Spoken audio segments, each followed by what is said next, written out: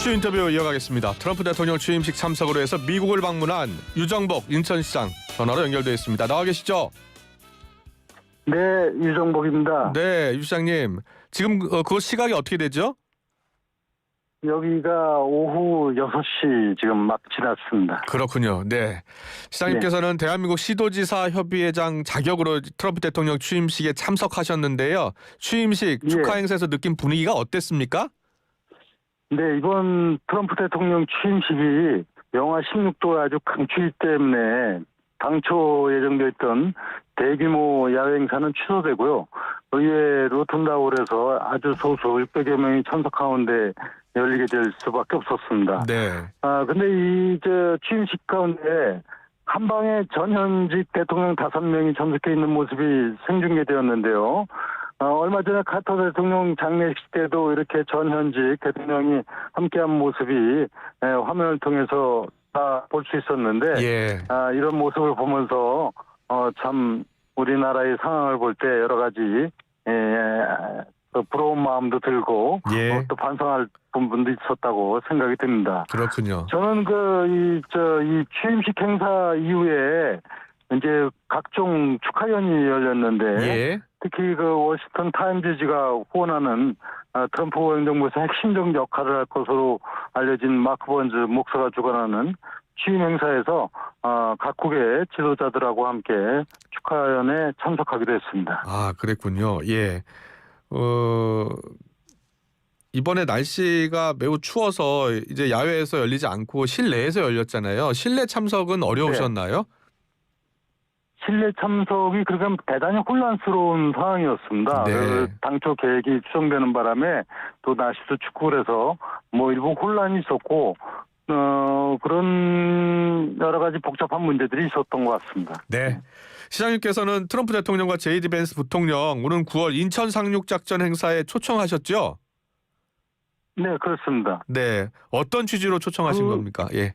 네, 올해 9월 15일 인천 상륙작전 75주년 행사가 있어서 이미 그 참전국 8개국에 대해서는 대사를 통해서 그런 의견을 전달을 했습니다만 이번에 제가 미국에 와서 이 트럼프 측근인 마크 번즈 의장을 통해 가지고 트럼프 대통령과 벤스 부통령에게 직접 서한을 전해주도록 했습니다. 인천 상륙작전이 정말 그 역사적 의미와 중요성을 잘 새기고 또 앞으로 인류 평화가 위협받는 일이 없도록 하는 이런 측면도 있고 또 이를 통해서 한국과 미국과의 좋은 관계를 유지해 나간다는 측면에서 한미동맹의 강화 이런 측면에서 좋은 계기가 될 것이라는 내용을 담아서 초청장을 전달을 했습니다. 네. 어떻습니까? 답은 어떻게 돌아왔습니까? 트럼프 대통령하고 제이디 벤스 부통령이 오실 것 같습니까? 네네. 아직은 답은 못 받았죠. 어제 전달됐기 때문에. 알겠습니다. 시장께서는 오늘 한국의 영킴 하원 의원, 테드 크루즈 상원 의원 만날 예정이라면서요? 이미 만났습니다. 만났습니까? 예. 어떤 이야기 나누셨어요? 네네. 아무래도 지금 한국계 출신으로서 최초의 상원 의원이 된 앤디 김도 있고요. 삼선 의원이 된 영김 의원들은 모두 한국에 대해서 깊은 관심과 애정을 갖고 앞으로 한미 동맹 관계를 굳건히 하면서 양국 간에서 더 나은 미래의 지향적 발전을 위한 데 더 관심 갖고 노력하겠다는 얘기를 들었고 또 지금 국내 정치 상황 이런 부분에 대해서도 뭐 우려와 함께 또 이를 잘 극복해 나갈 수 있을 것이다 하는 얘기를 주로 나눴는데요. 아무래도 이분들이 중요한 역할을 하고 있습니다. 지금 영김 의원 같은 경우는 의회 평양 소위 위원장을 맡고 있거든요. 그래서 한국뿐만이 아니라 아시아 태평양 지역의 외교안보를 총괄하는 상임위의 중요한 직위를 맡고 있어서 앞으로 한국과의 관계를 개선시켜 나가고 발전시켜 나가는데 큰 역할이 기대되는 분입니다. 그런데 영킴 의원 같은 경우에는 언론 인터뷰에서 한미동맹 약화 시도 세력이 탄핵을 주도했다라는 발언을 해서 논란이 됐었잖아요. 그 이야기도 혹시 나누셨습니까? 그 얘기는 뭐 나누지는 않고요. 네. 그건 뭐 의원으로서 본인이 갖고 있는 생각의 일단을 표출한 거로 알고 있는데요. 네. 모두가 다 같이 한국이 지금 이런 그 엄중한 정부, 특히 비상경과 탄핵 사태에 대해서 관심을 가지면서 앞으로 이런 부분보다도 이것이 잘 극복하면서 한미 동맹 관계가 오히려 더 굳건히 가야 된다 하는 부분에 대해서는 이론이 없었고 네. 또 본인들이 그런 역할을 하겠다 하는 말씀들을 주셨습니다. 네. 트럼프 대통령이 최근 한국을 혼돈이다라고 언급을 했잖아요. 네. 언제쯤 한국과 관련해서 공식 메시지를 낼까요? 글쎄요, 공식적인 메시지를 내는 거를 뭐 제가 예단해서 말씀드리기는 어려운데요. 어제 특히 북한 문제 언급하면서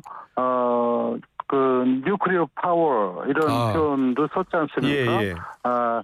그래서 이 문제는 지금 미국에 있는 여기 이제 전략문제연구소 그리고 또 헤리티지 재단 이런 부분 관계자들하고 쭉 얘기를 나눠보면은 미국이 기본적인 입장은 이 뉴클리어 파워라고 하는 것이 핵 능력의 의미 정도로 이해가 되고 이것이 핵 무장 국가라고 하는 소위 말하면 뉴클리어 웨폰 스테이트를 의미하는 건 아닌 것 같고 앞으로 한미 관계에 있어서는 이제 북한과 미국과 관계에 있어서 트럼프 행정부는 북한과 대화는 하되 그러나 북한에게 속지 않고 충분히 북한의 의도를 명확히 파악한 후에 대응하는 그런 정부 방침을 원칙을 갖고 있는 것으로 그렇게 좀 판단을 하고 있습니다.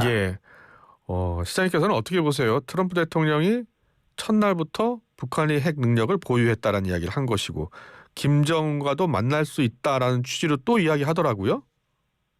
네, 그 문제가 바로 이 트럼프 대통령은 대화는 열려 있다. 또 이 대화를 통해서 문제를 풀어갈 그런 가능성도 있다.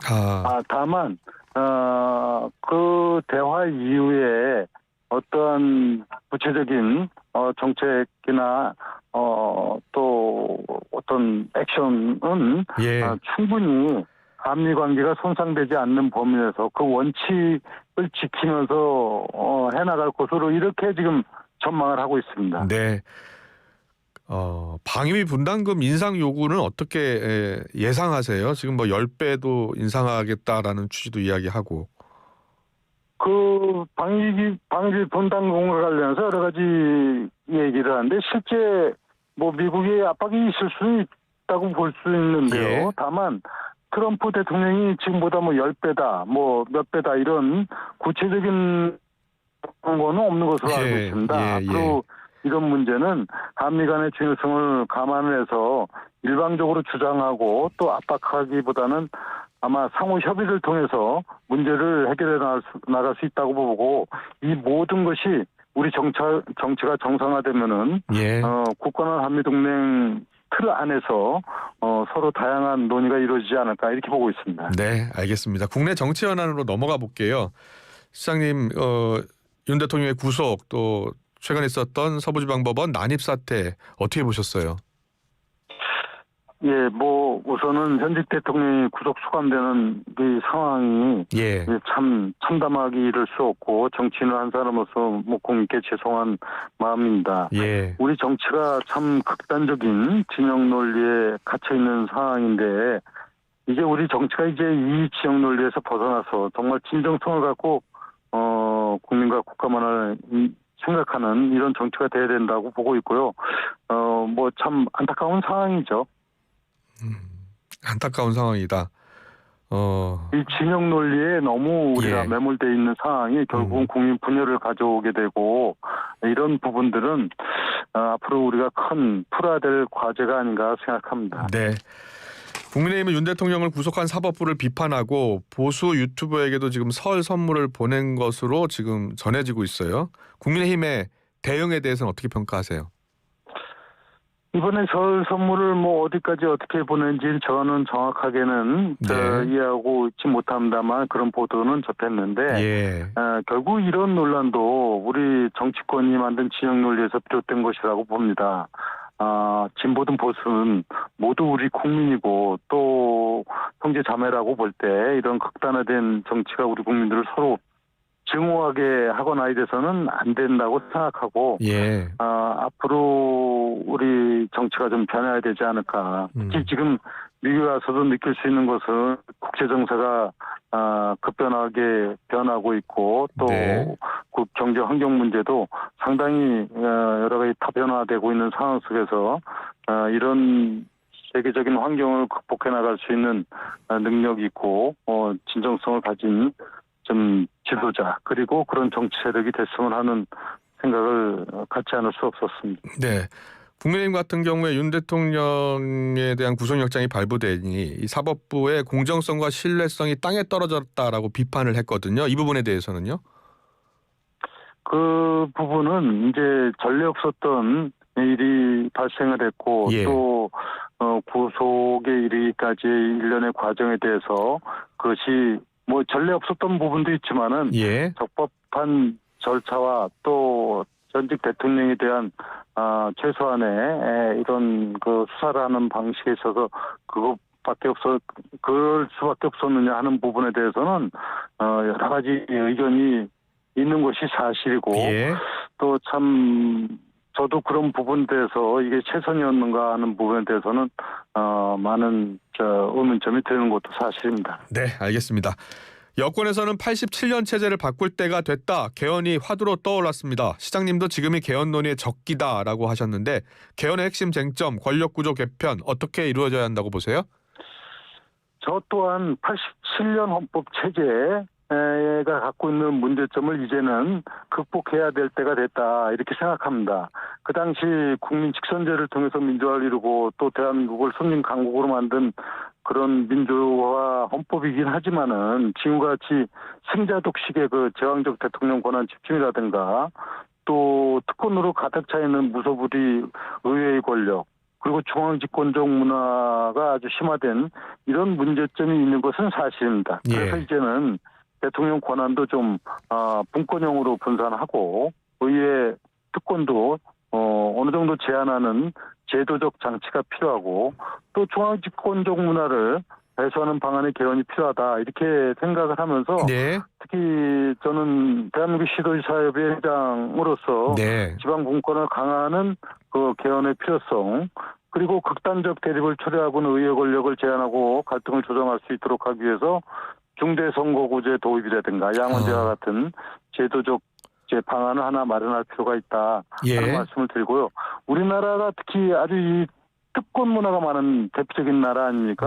수도를 특별시라고 하는 나라는 우리나라 말고 없지 않습니까? 그래서 이제는 이런 특별한 문화적인 정치적인 제도적인 이런 상황을 이제 정상화시킬 때가 됐다. 즉 우리나라의 특별공화국이 아니라 이제 국민을 위한 진정한 민주공화 체제로 바꾸기 위해서도 개헌 논의가 필요하고 이번이 바로 이런 그 시국 상황에서 개헌하게 적기라고 생각을 하고 이것은 여야를 막론하고 뭐 그 헌정에서뿐만이 아니라 각계 전문가도 주장하고 있고요. 대한민국 시도지사 협의회에서는 이 개헌안을 직접 마련해서 2월 달에는 국민에게 제시할 생각도 갖고 있습니다. 아, 그렇군요. 2월 달에요? 네네. 그런데 개헌 논의가 진행이 되면요. 민주당 주도로 또 민주당이 동의를 해야 개헌이 본격적으로 급물살을 탈 것 아닙니까?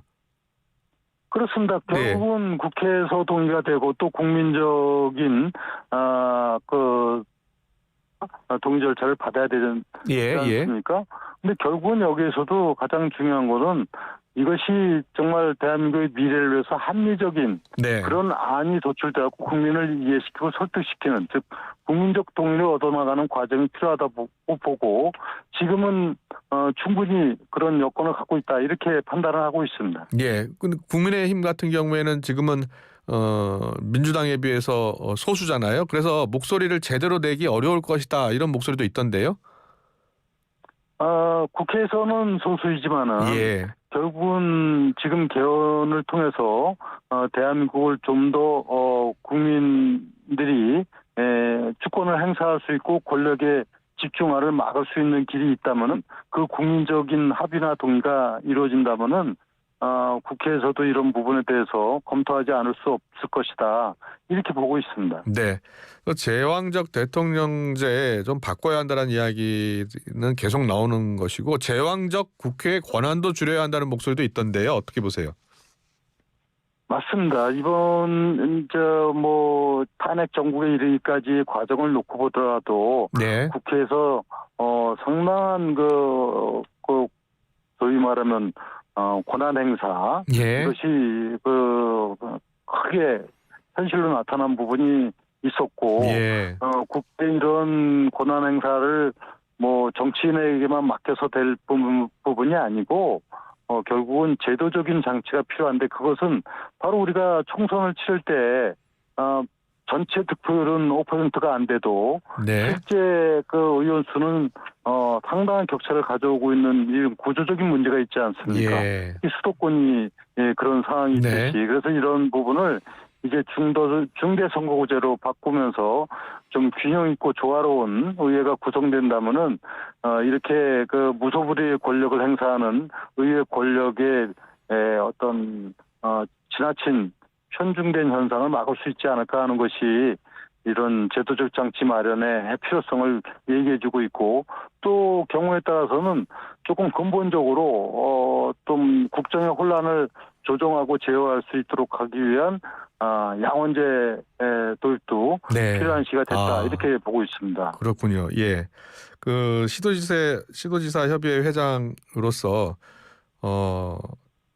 여야가 꼭 이번 지금 이 시기에 꼭 합의를 봐야 하는데 가능하다고 보세요? 그렇게 만들기 위해서 예. 지금 이제 그 각계 전문가, 네. 헌법학자, 정치학자 등을 통해서 이 부분을 공론화시키고 또 제시민단체하고도 함께 연대해서 이런 부분을 국민에게 알리고 또 이 필요성에 대해서 정치권이 화답을 하도록 그렇게 한 계획을 갖고 있습니다. 네. 윤 대통령 탄핵 심판이 지금 진행 중이고요. 이와 관련해서 여권에서도 조기 대선을 준비해야 하는 것 아니냐는 목소리도 조금씩 나오는 것 같아요. 어떻게 보세요? 정치 일정상 예. 헌재에서 탄핵이 인용이 된다면은 현행 헌법 하에서는 네. 2달 안에 또 대선을 치러야 되는 부분이 있기 때문에 조기 대선은 현실이 될 수밖에 없는 거 아니겠습니까? 예. 그러나 이 문제도 우선 개헌이 이루어지게 되면 이 부분에 대해서 어느 정도 상황을 좀 조정해 갈 수 있는 여지도 있기 때문에 예. 저는 우선 개헌이 우리가 해야 될 당면한 사항이 아닌가 봅니다. 네, 알겠습니다. 마지막 질문 드릴게요. 인천시를 글로벌 톱10 시티로 도약시키겠다라고 하셨습니다. 어떤 핵심 전략 갖고 계십니까? 네, 인천은 정말 대한민국의 미래를 만들어갈 수 있는 대표적인 국제 도시이자 잠재력이 있는 지역 아닙니까? 지금도 지난해 발표된 통계청 자료에서도 대한민국의 경제 성장률을 이끌어가는 즉 제1의 경제 성장률을 이룩한 도시이고 인구가 늘어나는 유일한 대도시이고 또 인천공항을 통한 글로벌 도시로 성장하기 위한 인프라를 충분히 갖고 있는 도시이기 때문에 이러한 환경을 잘 살려서 세계적인 도시로 만들어가는 것이 바로 인천뿐만이 아니라 대한민국의 미래를 위해서도 아주 중요한 일이다 이렇게 생각하고 인천의 글로벌 탑10 시티를 위한 아주 집중적인 정책을 지금 추진하고 있습니다. 네, 알겠습니다. 오늘 시간 내주셔서 감사합니다. 대한민국 시도지사 협의회장 자격으로 트럼프 대통령 취임식에 참석한 유종복 인천시장과 전화통화했습니다. 잘 들었습니다. 고맙습니다. 네, 수고하셨습니다. 감사합니다.